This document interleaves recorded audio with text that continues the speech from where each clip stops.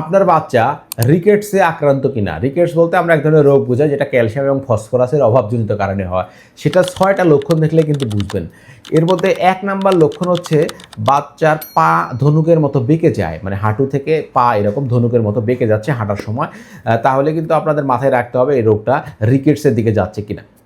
2 number যে লক্ষণটা দেখা যায় সেটা হচ্ছে হাত, পা বা কোমরে বাচ্চাদের প্রচুর ব্যথা হয়। এই ব্যথার কথাটা কমপ্লেইনটা বাচ্চারা সচরাচর আমাদের সাথে করে।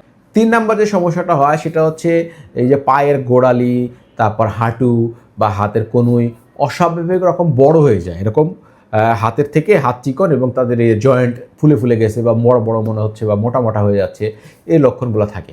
4 নাম্বার যে কারণটা আসে সেটা হচ্ছে চেস্টের সাইজটা কিন্তু চেঞ্জ হয়ে যায়। যেমন আমাদের নরমাল যে বুকের একটা কার্ভেচার থাকে, রিকেটস আক্রান্ত বাচ্চাদের এটা পিজন চেস্ট আমরা বলি, এইটা কিন্তু চেঞ্জ হয়ে যায়। সামনের দিকে একটু সুচালো হয়ে যায় বা বুকের খাঁচার গঠনটা কিন্তু স্বাভাবিক থাকে না, একটু অস্বাভাবিক হয়ে যায়। 5 নাম্বার যে লক্ষণ সেটা হচ্ছে বাচ্চার মাথার খুলি কিন্তু নরম হয়ে যায়। হাত দিলেও কিন্তু বোঝা যায় যে বাচ্চার মাথার খুলি একটু অন্য রকম অস্বাভাবিক বা একটু নরম, নরম ভাব।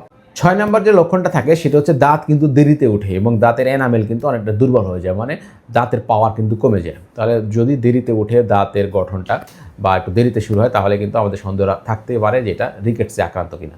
তাহলে এই 6টা লক্ষণ দেখে আপনি বুঝবেন যে আপনার বাচ্চা রিকেটসে আক্রান্ত কিনা।